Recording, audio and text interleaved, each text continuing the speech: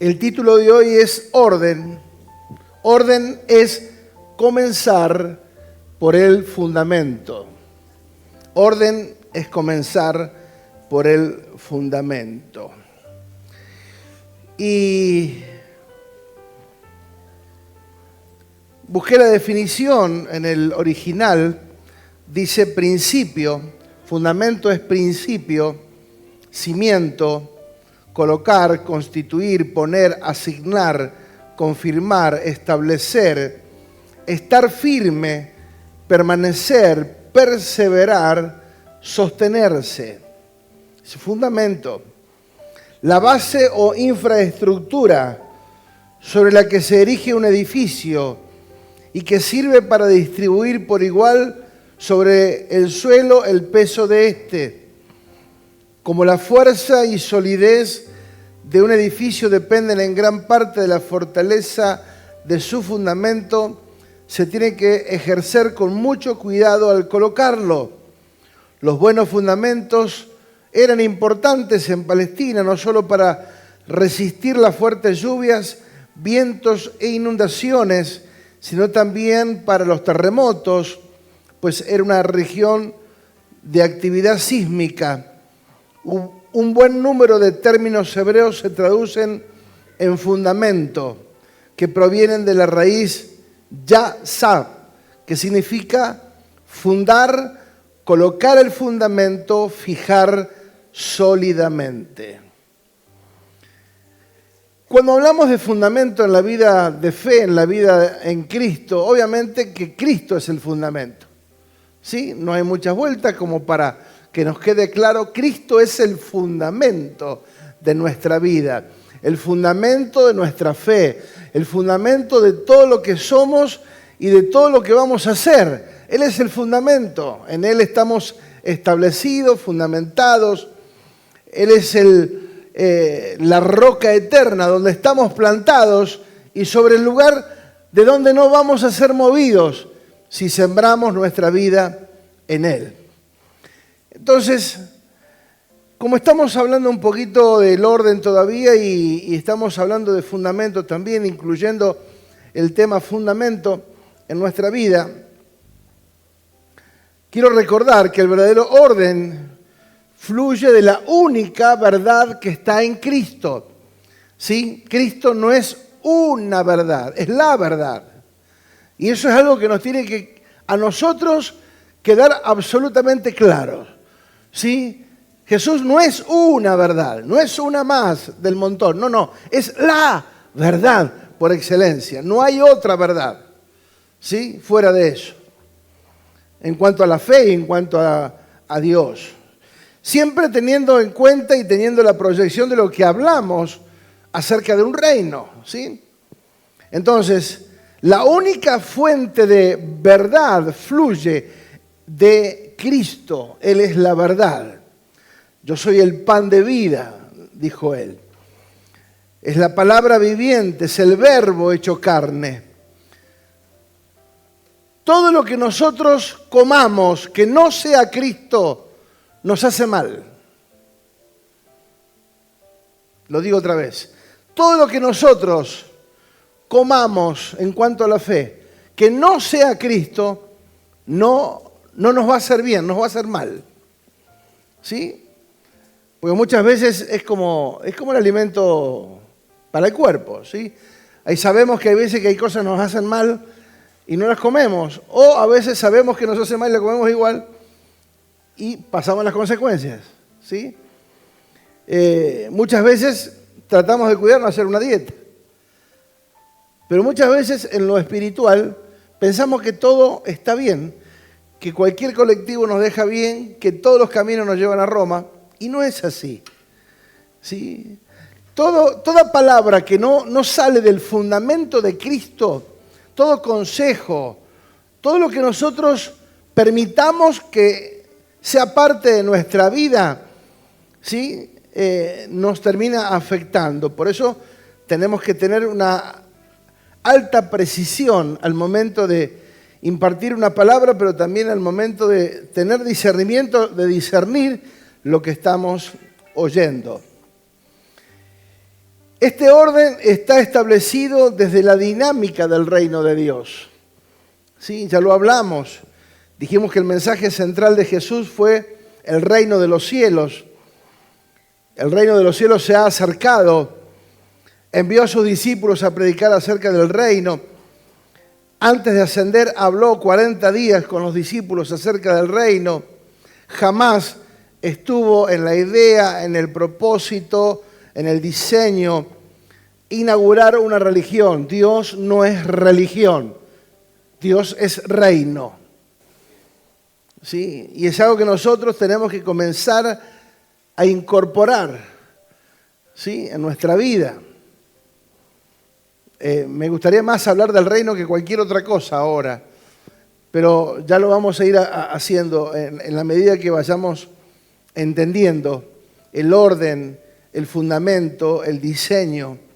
Sería bueno que podamos leer y estudiar qué es la vida de un reino, cómo se comporta un reino, cómo se mueve un reino, cuál es la filosofía de vida de un reino, para que podamos entender que el reino es mucho más superior que cualquier otra idea, que cualquier otro proyecto humano.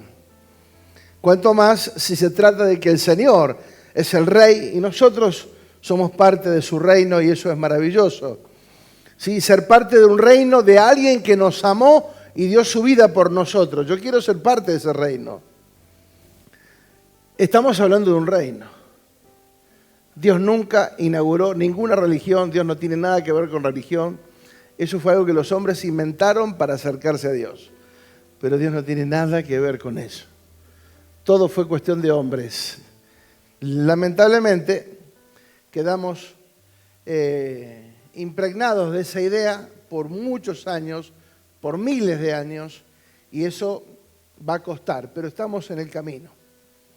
Dentro de este orden fuimos diseñados para gobernar, pero si Cristo no nos gobierna a nosotros, jamás expresaremos el reino. Si Él no nos gobierna a nosotros, jamás vamos a expresar el reino de Dios. La iglesia, dijimos, no es una estructura religiosa, sino gubernamental. La iglesia habita y debe funcionar desde el ámbito del reino. Iglesia no es una palabra religiosa, es una palabra que se usaba para explicar o para mostrar cómo era el funcionamiento del gobierno en el tiempo tanto de los romanos como de los griegos.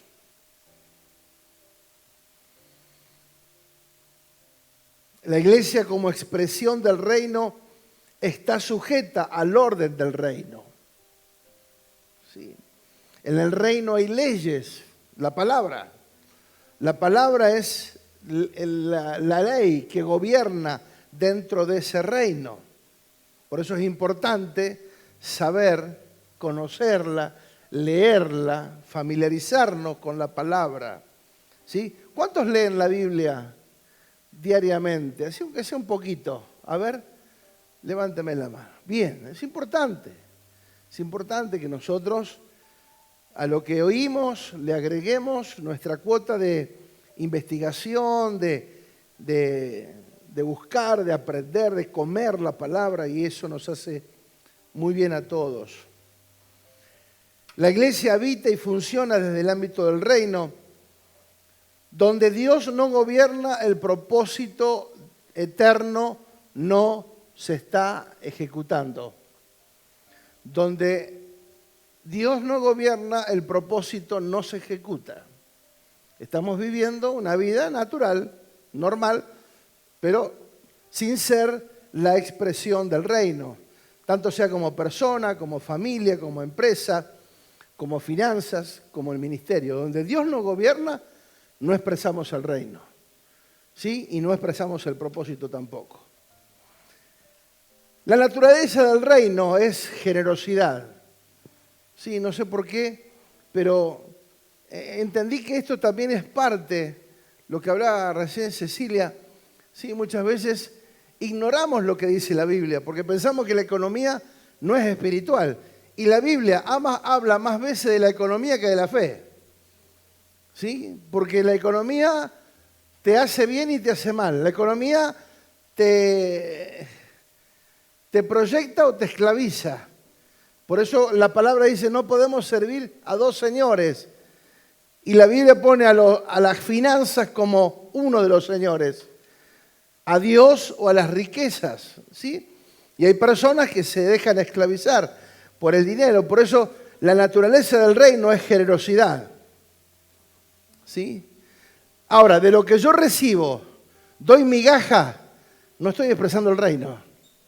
Si lo que yo doy es para justificar, para quedar bien con el líder, con el pastor o con lo que sea, no estamos siendo parte de la expresión de un reino y mucho menos del propósito. No damos para justificar. Damos por agradecimiento, damos por honra. Por eso toda la economía divina gira en torno al propósito eterno y no a la necesidad humana. Y ahora lo vamos a ver. Yo estoy haciendo una introducción para después ir con todos los textos para aclarar todo lo que estoy diciendo. Entonces, es importante entender esto, ser parte del reino. ¿Sí? Cuando uno es parte del reino estoy buscando la manera de ver cómo doy más, cómo sirvo más. Cuando yo estoy pensando a ver cómo doy menos o cómo sirvo menos, no soy parte del reino, no estoy expresando el propósito, ¿sí? Y todo eso simplemente es una fachada, porque en realidad no estoy siendo parte de la expresión del reino de la tierra y mucho menos del propósito. Vemos la iglesia en el libro de Hechos cómo avanzaron en base a la generosidad. Cuando estamos sujetos al propósito eterno, no especulamos ni en porcentajes ni en nada de eso. Somos parte del avance del reino, no negociamos. Somos parte y sabemos que Dios es el proveedor. Es que todo es parte del reino y no podemos salirnos del propósito, pero sí podemos dejar de manifestarlo. ¿Sabían? Yo puedo salirme del propósito, no estar cumpliendo propósito, ¿sí? Pero sigo siendo parte del reino. Pero no lo expreso. Soy, pero no lo expreso.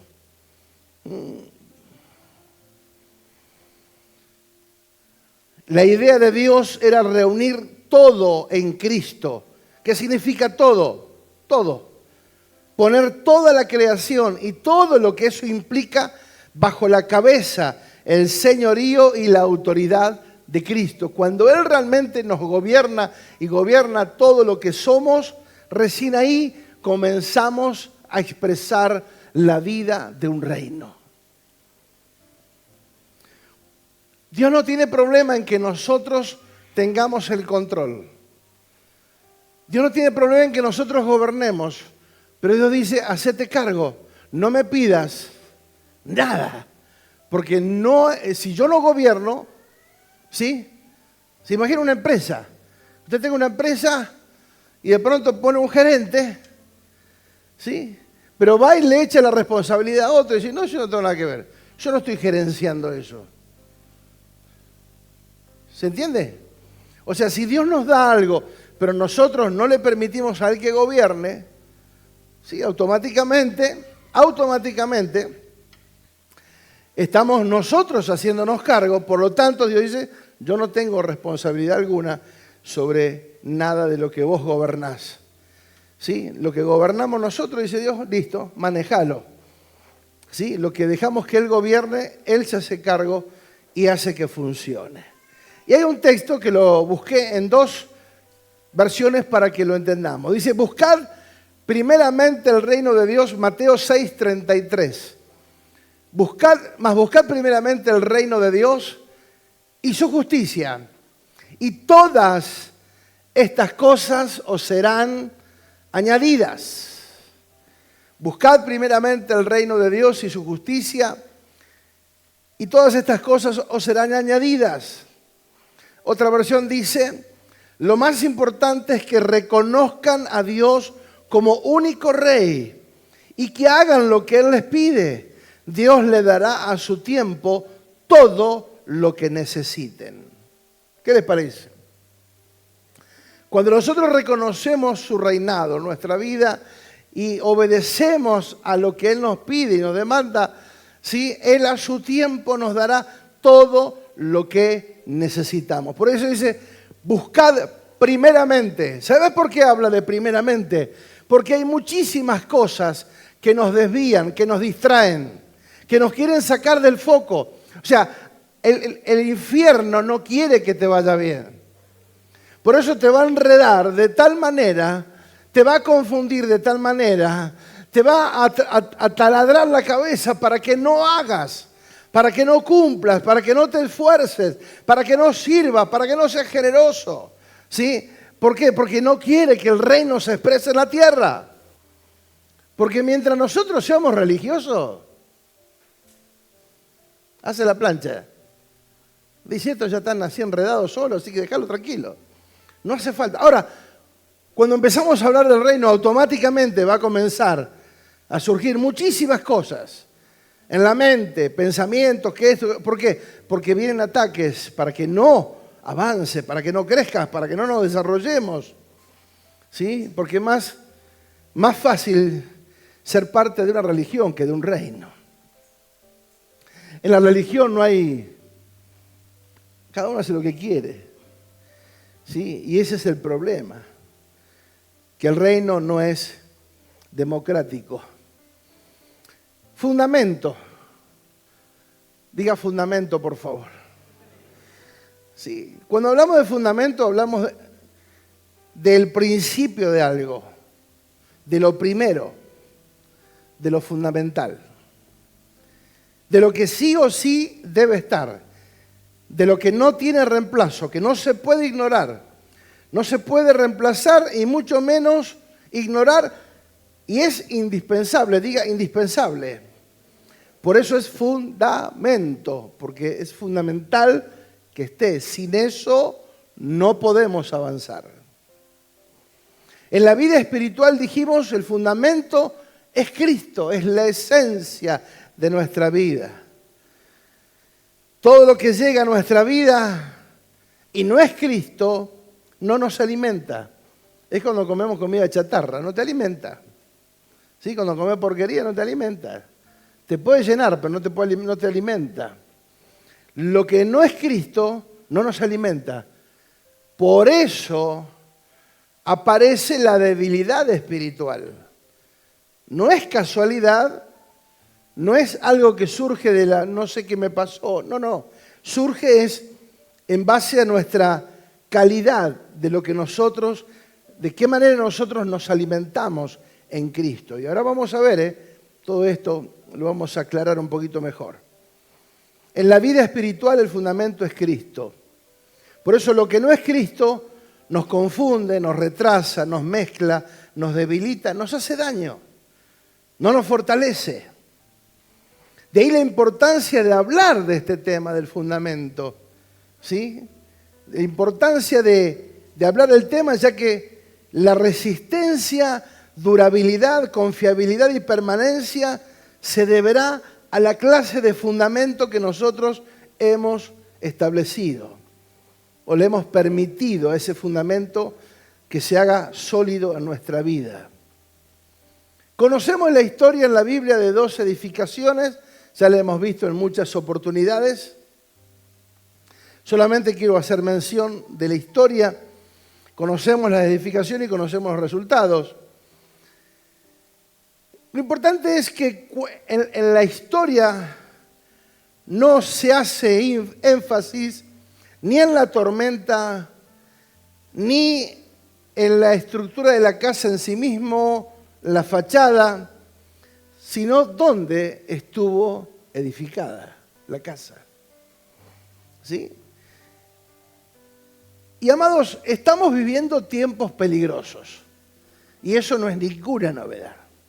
Cada vez la cosa se complica más, cada vez hay más ataques, hay influencias, hay ideologías que se establecen o quieren un espacio que ataca principalmente a los niños y a los jóvenes y que no podemos mirar para el costado y tenemos que ser parte.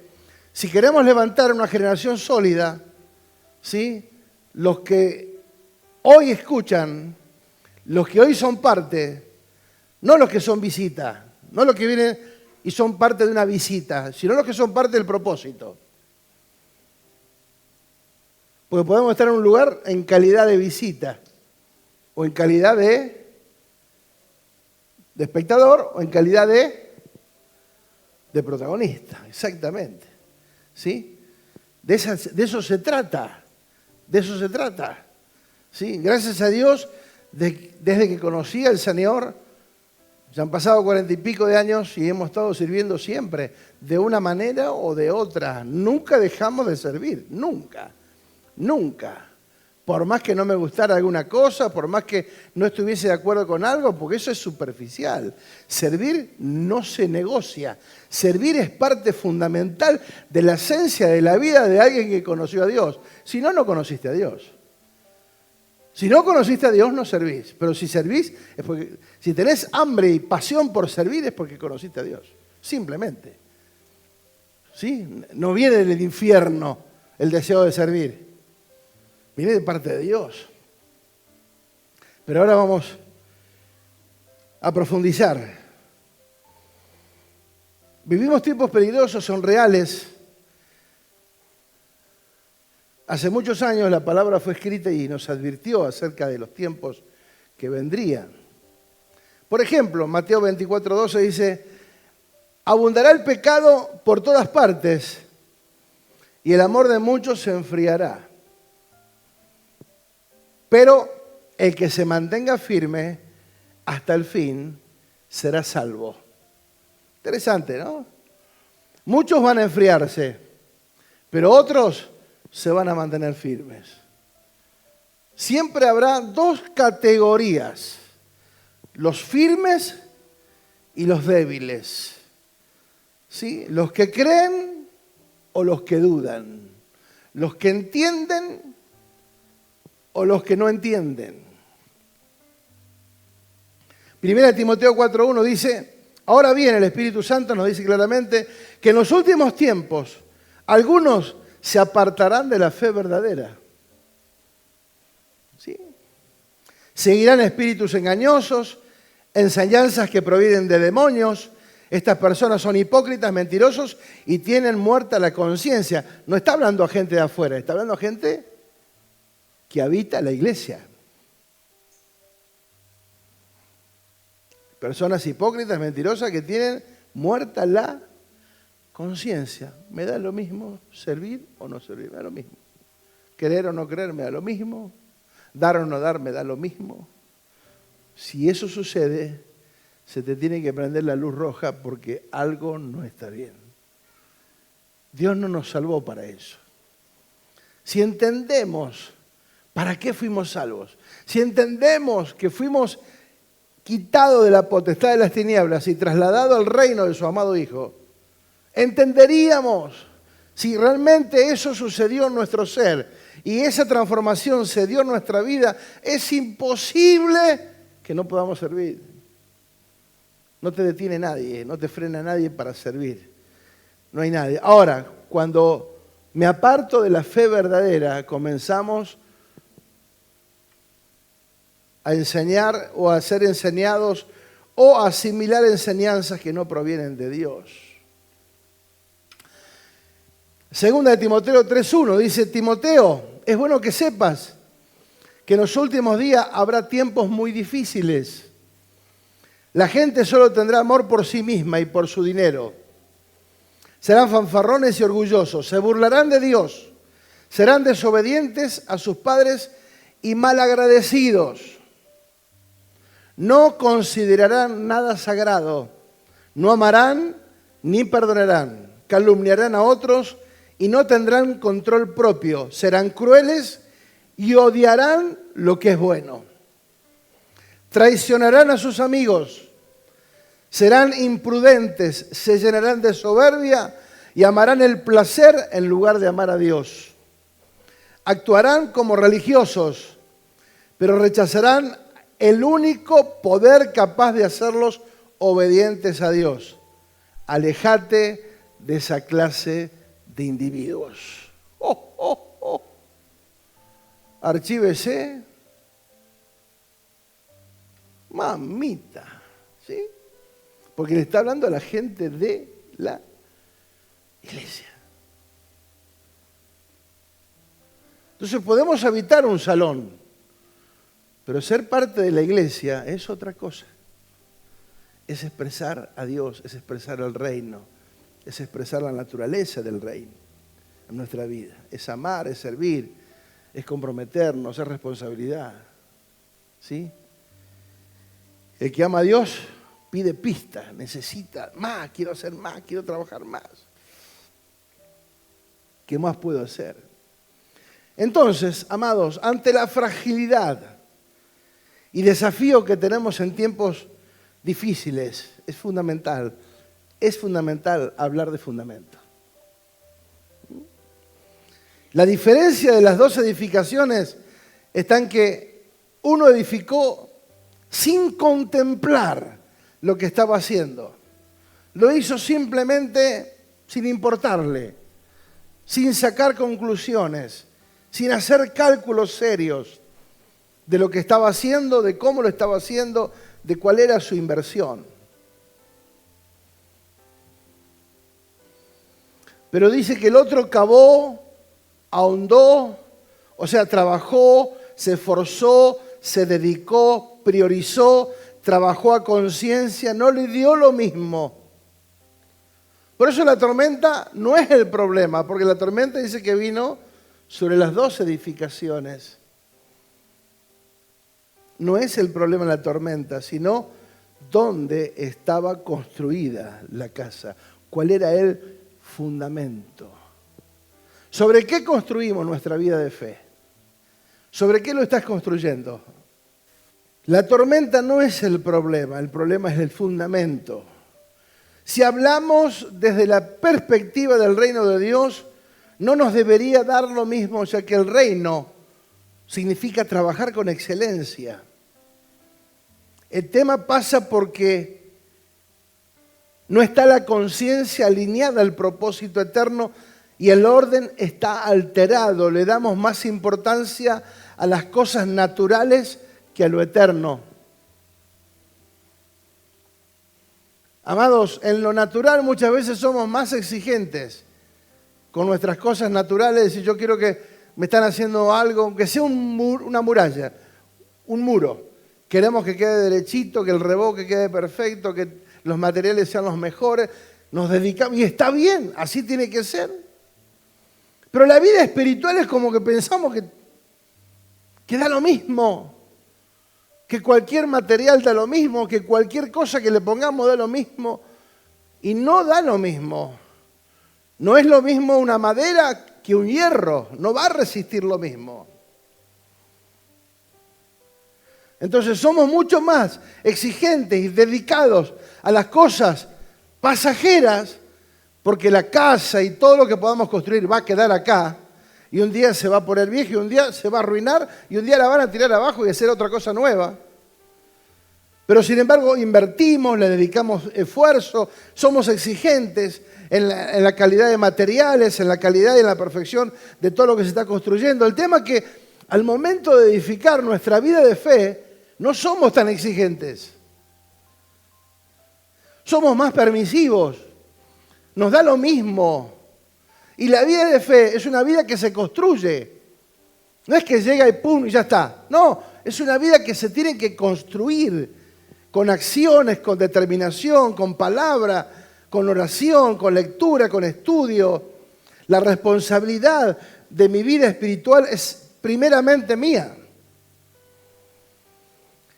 Entonces, así como esperamos y exigimos que en lo natural las cosas se hagan bien, deberíamos de también ser exigentes a la hora de estudiar, a la hora de leer, a la hora de escuchar. Por lo general los lunes recibo siempre mensajes, no muchos, pero de algunos que no se quedan simplemente con lo que dije, sino que me preguntan o me dicen, qué bueno, y esto me sirvió, esto lo entendí, esto acá y esto allá. O sea, hay alguien que no se queda simplemente con esto, sino que rumea, que piensa, que toma apunte. ¿Sí? Y es algo bueno tomar apunte, ¿sabían? Porque cuando escuchamos queda el 30% y cuando anotamos queda casi el 70%. Así que tenemos que aprender a anotar y tomar apuntes. Es importante. Entonces, el tema que al momento de edificar es también nuestra responsabilidad de ser exigentes, dedicarme a conocer, a entender el orden de Dios para mi vida espiritual. Sin embargo, muchas veces no somos tan exigentes. ¿Sí? Y esto pasa y no estamos acusando. Estamos hablando de un reino. En el reino no hay juicio, pero sí hay enseñanza. ¿Sí? Cuando nosotros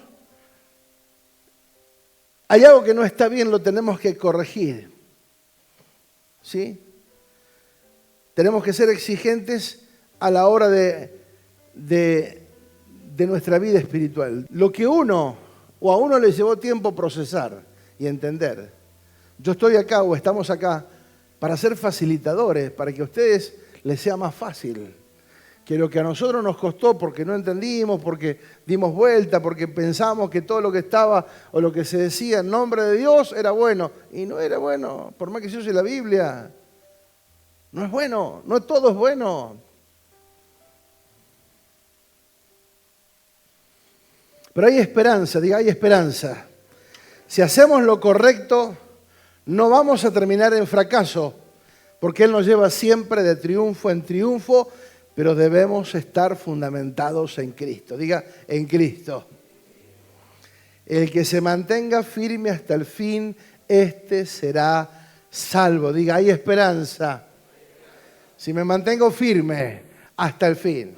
¿Hay posibilidades? Claro. Tenemos todo a nuestro favor para permanecer firmes en Cristo. Amén. Segunda de Tesalonicenses 3:3 dice, pero el Señor es fiel y Él los fortalecerá y los protegerá del maligno. Confiamos en el Señor de que ustedes cumplen y seguirán cumpliendo lo que le hemos enseñado. Que el Señor los lleve a amar como Dios ama y a perseverar como Cristo perseveró. ¿Cómo tenemos que perseverar? Como Cristo perseveró. ¿Sí? No es que a Cristo le fue fácil, que a Jesús ir a la cruz fue fácil. Tuvo que perseverar. Seguramente venían pensamientos de tirar todo, de llamar a los ángeles y que se terminara todo y no más. Sin embargo, perseveró, porque más allá del dolor de lo que significaba arrastrar la cruz y todo lo que estaba pasando, era más fuerte el propósito eterno, era más fuerte el diseño de Dios, era más grande la voluntad de Dios sobre nuestra vida que una leve tribulación momentánea. Por eso dice que Él perseveró hasta el fin. Cumplió con lo que el Padre ya había pactado. Pero hay que perseverar. Decirle que está al lado tuyo, persevera, por favor.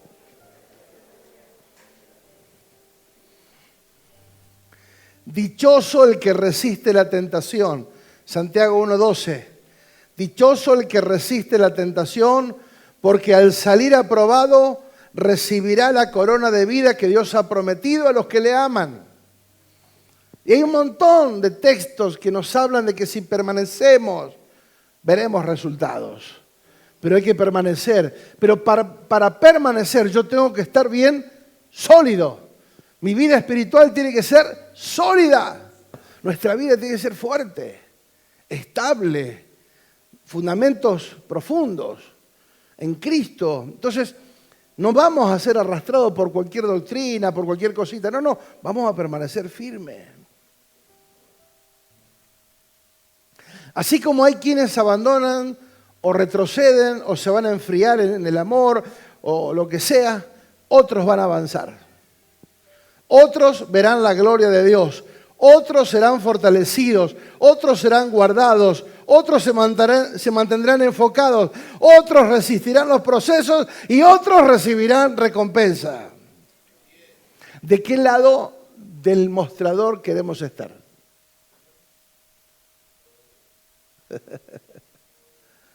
¿Sí? ¿De qué lado?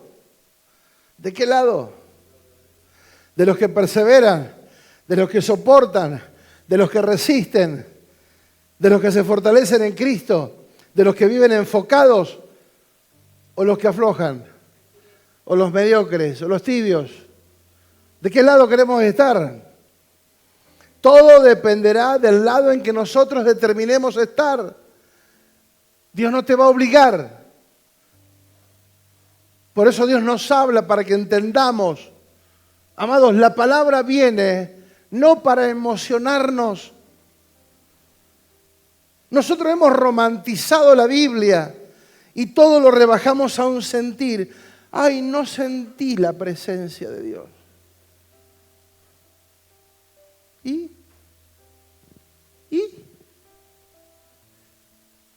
¿Por eso no está? Porque vos o yo no la sentimos, la presencia de Dios no está. Pero eso fue lo que la religión nos metió. ¿Cómo estuvo la reunión? Hermosa. Uy, sentí un fuego tremendo. ¿Qué aprendiste de nuevo? No sé nada, pero estuvo linda. Claro, seguir las emociones, lo que me hace sentir, uy, qué lindo que estuvo. Hemos rebajado cosas al sentimiento. Cuando el Espíritu Santo está, más allá de lo que sintamos. Por eso depende de dónde queremos estar. Estamos donde queremos estar, en primer lugar. Estamos donde decidimos estar. Tenemos la postura que decidimos tener. ¿Sí? No es ni el diablo, no. Cada uno elige la posición, la postura que uno quiere tener. No es ni el diablo, ni el pastor, ni el líder, no. Estás donde querés estar. Decirle que está al lado tuyo, estás haciendo lo que querés hacer. Que esté bien o esté mal, que haya fruto o no haya fruto, todo dependerá de qué lado de la vida nos vamos a posicionar. O andamos dando lástima con un espíritu de víctima o andamos con mentalidad de reino. ¿Qué le gusta? ¿Con espíritu de lástima, de víctima o con mentalidad de reino? Como hijos de Dios, herederos y coherederos con Cristo. Amados, cuando entendemos que somos parte de un reino, nos posicionamos en la vida como tal. Porque esto se trata de un reino. Por eso dice que Él nos bendijo con toda bendición espiritual en Cristo. Porque está hablando de un reino y en el reino ya está todo incluido. Ya nos bendijo con toda bendición espiritual porque sos parte del reino. Y estamos sentados juntamente con Cristo porque somos parte del reino. No hay especulación en el reino. No es que te doy en cuota, te doy un poquito. Uy, yo creo que esta semana Dios me va a bendecir. No, ya estamos bendecidos en Cristo. Por eso en el reino ya recibimos todo. Estamos equipados. Él nos hizo sentar en lugares celestiales como hijos para establecernos con una identidad clara de quiénes somos. Por eso es fundamental entender las cosas que vinieron con Cristo. ¿Qué cosas vinieron con Cristo que antes no teníamos? ¿Qué cosas vinieron en Cristo que antes no teníamos? No, la paz, hubieron tiempo de paz. Amor también.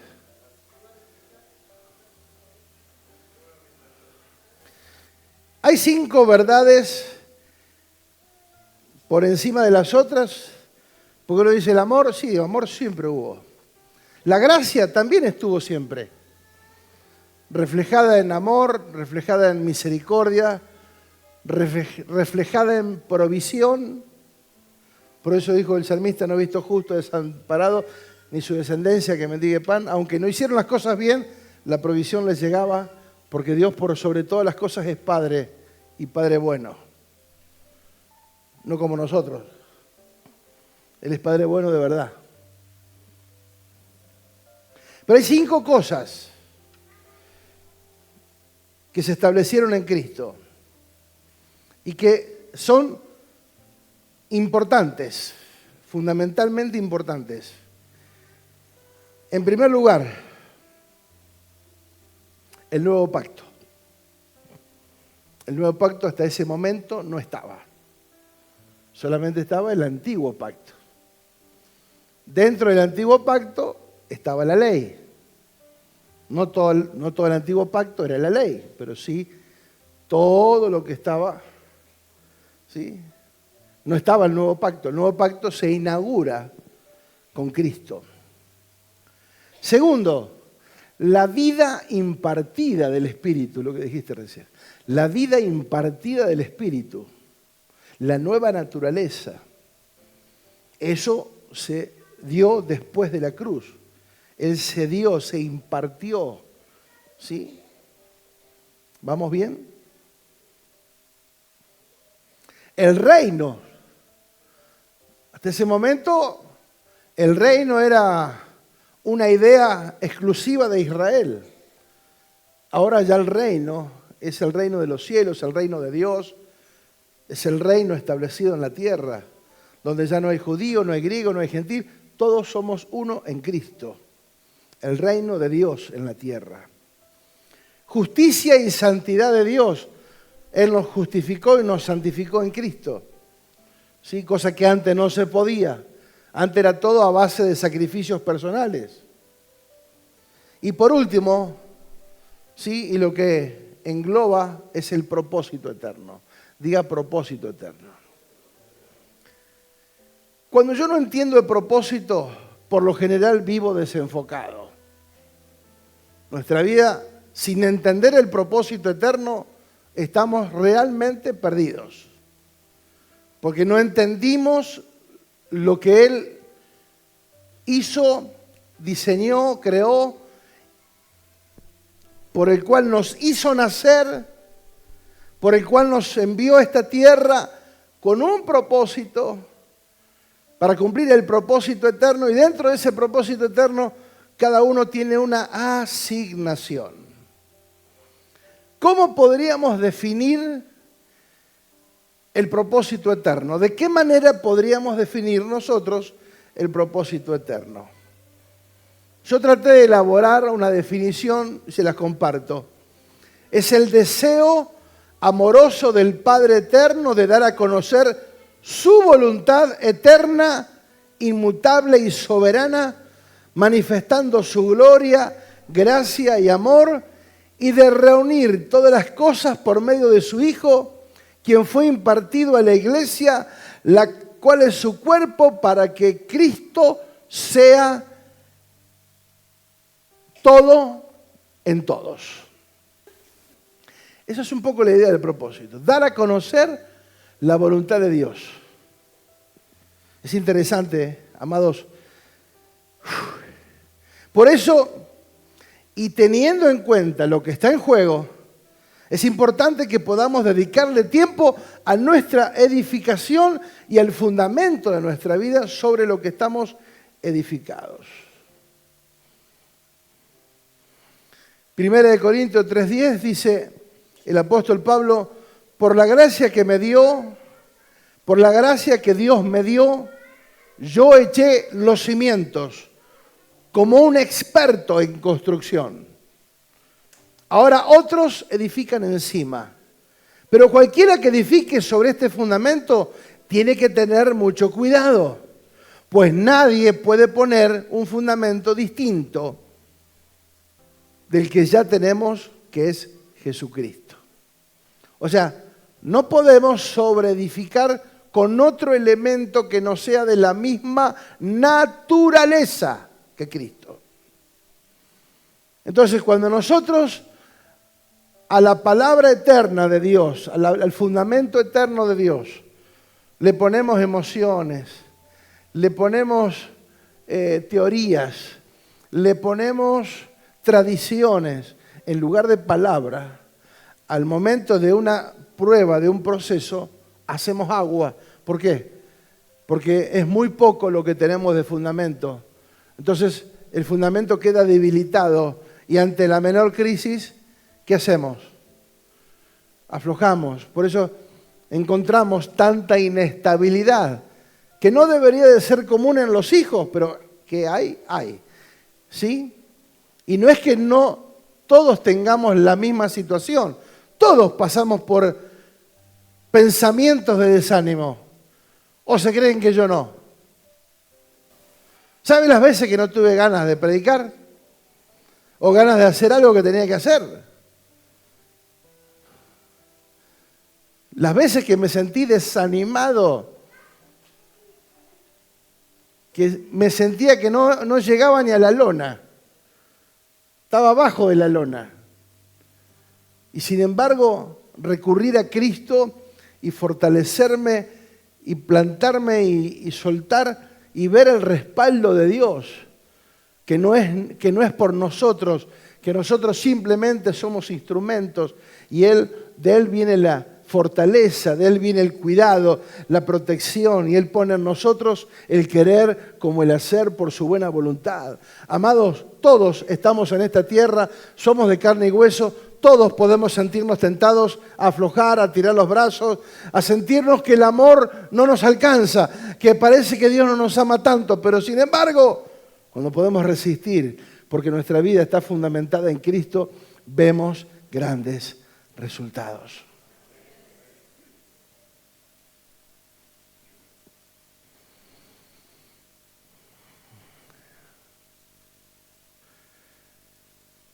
Acá el apóstol está diciendo que todo lo que es fundamento, todo lo que es edificación, se debe prestar mucha atención.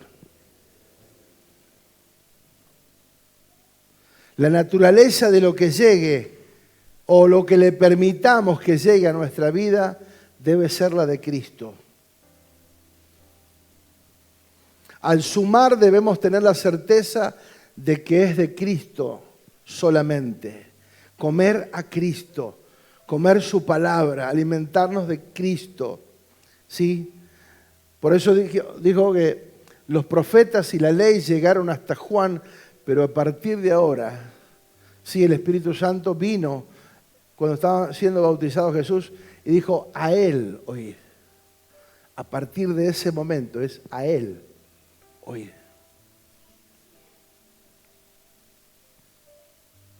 Interesante, ¿no? Interesante que en el monte de la transfiguración, ¿quién aparece? Moisés y Elías. ¿Sí? Moisés y Elías aparecen en el monte de la transfiguración. ¿Quién estaban? ¿Pedrito? ¿Juan? ¿Y Jacob? Pedro, Juan y Jacob en el barco.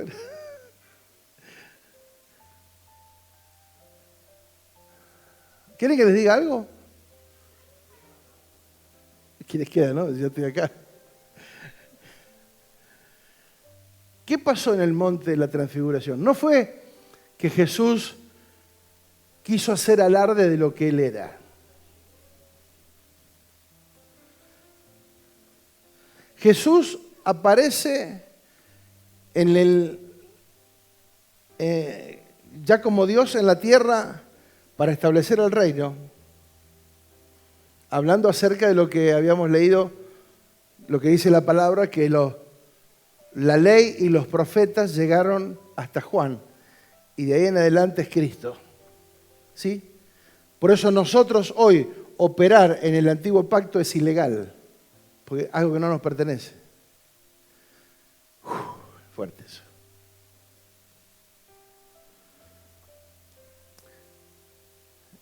Jesús se reúne con Moisés, a quien Dios le dio la ley.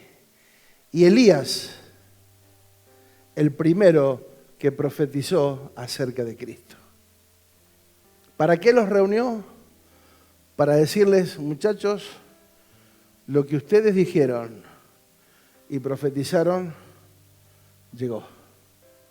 Gracias por lo que hicieron, gracias por el servicio prestado, hicieron bien su labor, pero ahora es mi turno. Cerró una historia, concluyó el antiguo pacto para dar inicio a un nuevo pacto en Cristo. ¿Sí? Nosotros tenemos el antiguo pacto como referencia para todo lo que querramos usar como referencia. Pero si vamos a predicar, tenemos que hacerlo desde el nuevo pacto. Yo puedo usar toda la Biblia, pero tengo que usar el fundamento del nuevo pacto, porque es el pacto que está vigente hoy. Cuando yo entendí eso, amados, wow, porque nada es casualidad. Y ahí Pedro dice, hagamos 3 enramadas. Le salió el religioso. ¿Sí? El evento, el show. ¿Sí? Encima hacer 3. Cuando estaban hablando de que ya era uno solo. ¿Se dan cuenta? Que cuando no entendemos lo que es reino, somos duales en nuestra esencia y pensamos que hay muchas cosas. Hay una sola, Cristo. Lo único es Cristo. Desde la cruz para acá, Cristo. No hay más nada. Él es el nuevo pacto. ¿Qué les parece?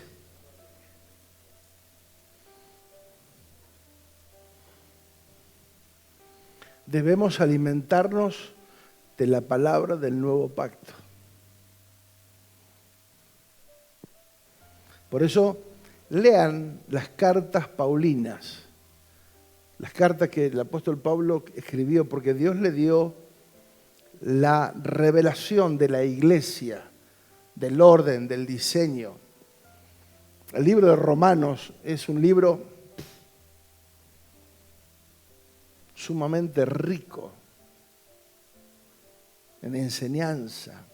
El libro de Efesios, Gálatas, Colosenses, son esos 3 libros, son ahí con esos 3 libros. Pero tenemos que leerlo, tenemos que estudiarlo, tenemos que meternos en la palabra, porque si no, escuchando una vez por semana no alcanza, ¿eh? ¿Sirve que comamos una vez por semana? No solo de pan vivirá el hombre, sino de toda palabra que sale de la boca de Dios. Tenemos que saber qué es lo que Dios habló.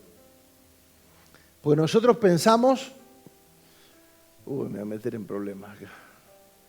¿Hay algún religioso? No todo lo que está escrito en la Biblia es para nosotros. Si no, los hombres mañana nos circuncidamos todos. ¿Qué les parece? ¿Cuántos quieren pasar por el cuchillo? Pero la Biblia está ella. ¿Sí? Abraham se circuncidó de grande, el hombre. ¿Sí? El próximo domingo traigamos un cordero cada uno y hagamos un sacrificio acá en el altar y nos tomamos la sangre después. ¿Qué les parece? Estaría interesante, ¿no? Viene la policía y nos mete preso a todos. ¿Se dan cuenta que hay cosas que... Entonces, el nuevo pacto está enfocado en la vida cristiana, en la vida espiritual, en la vida en la naturaleza de Cristo, que tiene que ser formada ¿dónde? En el alma, porque el espíritu ya está entero. En el alma tiene que ser formada. Pero si al alma yo le doy más emoción que principios, el alma va a reaccionar siempre ¿a qué? A emociones en lugar que a principios. ¿Se entiende o no? Entonces, tengo que alimentarla con palabras, sólidamente. ¿Sí? Fíjate, Colosenses 1:25 dice, Dios me ha dado la responsabilidad de servir a su iglesia mediante la proclamación de todo su mensaje a ustedes. Este mensaje se mantuvo en secreto durante siglos y generaciones, pero ahora se dio a conocer al pueblo de Dios. ¿A quién? No a cualquiera. No a todo el mundo. ¿La revelación para quién es? Para los hijos de Dios. Porque si hay algo que Dios no quiere, que ignoremos. Porque la ignorancia no es inocente. ¿Cómo puedo ser fiel en algo que no creo o que no entiendo? ¿Cómo puedo perseverar en lo que no entiendo? Entonces yo tengo que entender y conocer. Por eso dice, este mensaje se mantuvo en secreto por años. O sea, Abraham no lo entendió. Moisés, que fue el hombre de la ley, tampoco lo entendió. El que más cerca estuvo fue David. Pero su descendencia falló. Noé no lo entendió. ¿Se entiende? Entonces, todo lo que ellos quisieron conocer y entender, que no lo entendieron, estaba reservado para nosotros, pero no para nosotros todo el mundo, no, para los hijos de Dios, diga, para el pueblo de Dios, para la familia de la fe, para su iglesia. Verso 27. Pues Él quería que su pueblo supiera que las riquezas y la gloria de Cristo también son para ustedes los gentiles. Que nosotros que no éramos judíos, que no veníamos del palo judío, ahora recibimos la gracia y la gloria de Cristo. Y el secreto es, Cristo, escuchá, el secreto es, Cristo vive en ustedes. Eso les da la seguridad de que participarán de su gloria. ¿Amén o no amén? Amados, tenemos la certeza, la seguridad, porque el secreto de todo ese misterio es que ahora Cristo está en nosotros y vive en nosotros. Cristo vive en mí. Vamos, vamos, Cristo vive en mí. Cristo vive en nosotros. El Hijo de Dios, el que fue a la cruz, el que ascendió, el que regresó, vive en mí. Vive en vos. No tomamos la dimensión. No tomamos la dimensión, amados. Porque nos familiarizamos, porque nos acostumbramos, porque nos volvemos religiosos evangélicos. Entonces ninguna noticia nos sorprende.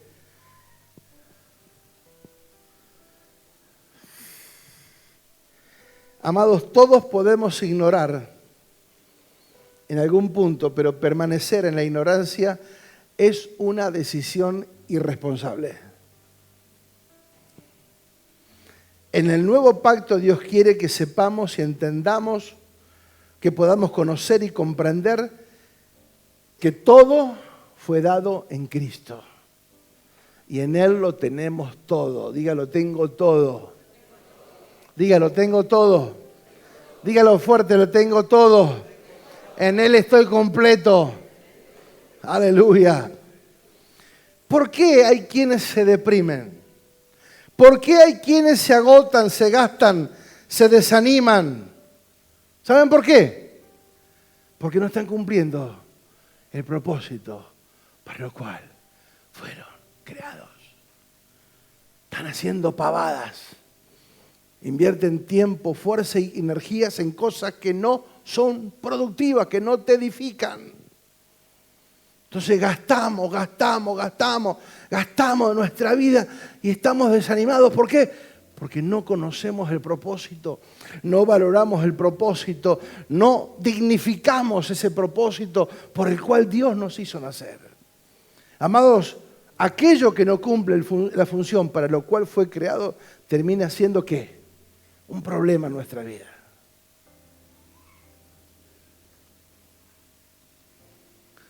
¿Por qué las personas caen? ¿Por qué hay los tropiezos que llamamos caer en pecado? Simplemente no estar cumpliendo con el propósito. Estar desenfocados. Y cuando uno está desenfocado, está distraído. Cuando no tenemos en claro el propósito de nuestra vida, amados, ¿sabes por qué? Porque no entendemos lo que es buscar primeramente el reino de Dios y su justicia. No es nuestra prioridad eso. No estamos buscando el reino. Quiero sentirme bien. Y amado, la única forma en que te sientas bien es cuando estés cumpliendo plenamente con el propósito con el cual Dios te asignó. El propósito es uno, la asignación son varias. Fuimos salvos por el propósito y para el propósito, pero muchas veces desconocemos el propósito. Amados, volvamos al orden. Volvamos y trabajemos con el fundamento de nuestra vida, que es Cristo. Alimentate de Cristo. Alimentate de Cristo. Tu vida va a cambiar, tu vida se va a fortalecer. ¿Sí? Todos aquellos que están en Cristo, amados, se les nota en la cara. O mejor dicho, se nota en la cara quien no está en Cristo. Es evidente. Es evidente, los ojos, la mirada, no es la misma persona. Cuando nosotros estamos en Cristo, estamos resplandecientes. Porque en Cristo queremos servir. En Cristo queremos dar. ¿Sí? Nos salimos de la vaina por dar. Si eso no sucede, por eso el apóstol dice, yo gastaré de lo mío, yo gastaré de lo mío y mi propia vida la voy a sembrar por ustedes. Amados, quien no entiende eso, no entiende el reino.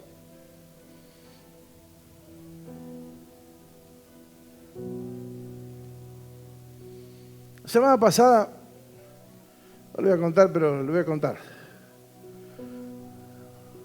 Una persona de nuestra congregación, de acá, uno de los nuestros, que no la viene pasando bien ya hace un tiempo. No tenía trabajo y consigue un trabajo.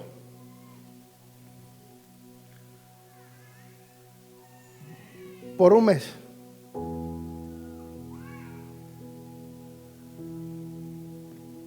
Tiene familia.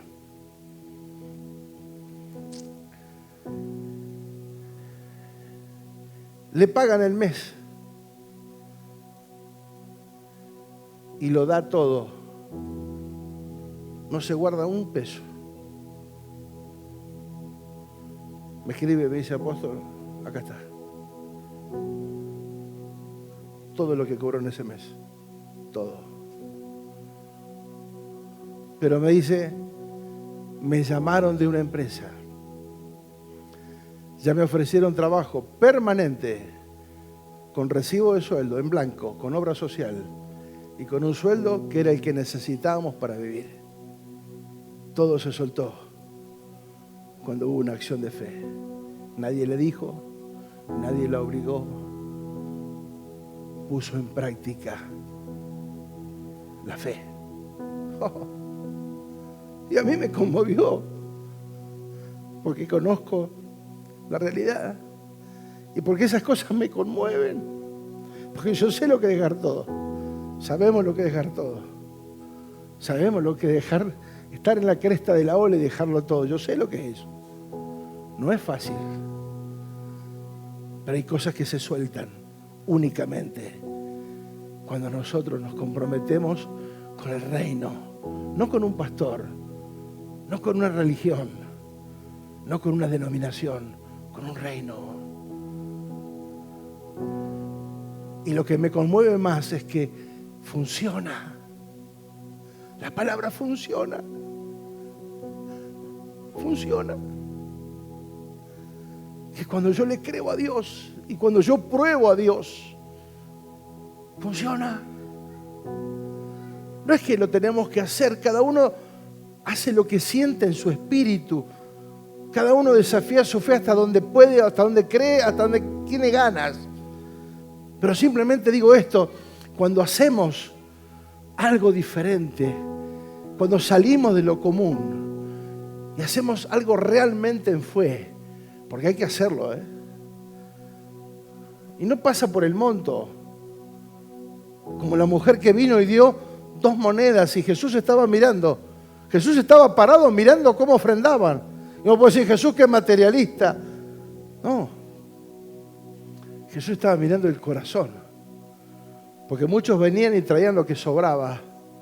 Pero de pronto vino una mujer y dio 2 monedas. Dice, muchachos, no se dejen engañar por lo que miran.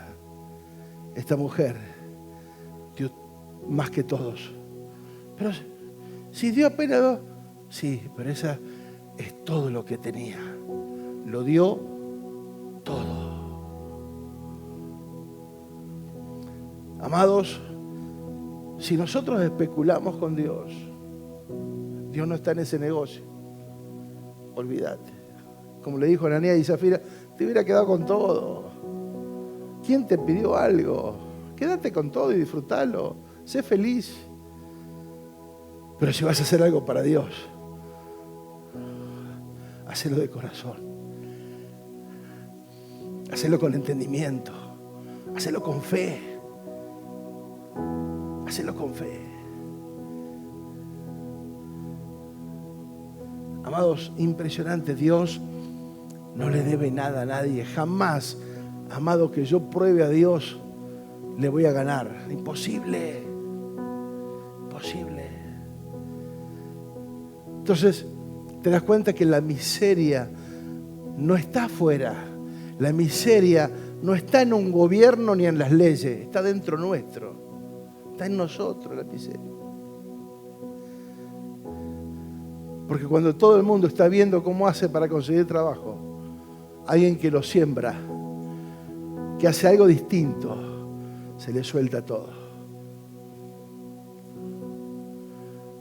Amados, cada uno está en libertad. Somos libres. Pero usá la libertad para servir a Dios. Si vos querés ver una generación transformada, tenemos que ponernos las pilas. Tenemos que ponernos los pantalones largos y dejar de jugar a ser evangélicos. O le creo a Dios o no le creo. O le sirvo o no le sirvo.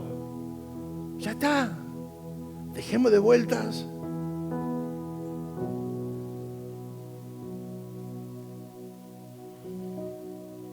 Volvamos al orden y trabajemos en el fundamento. Si Cristo no lo llena todo en nuestra vida, no va a funcionar. Pero si Él es el fundamento de nuestra vida, amados,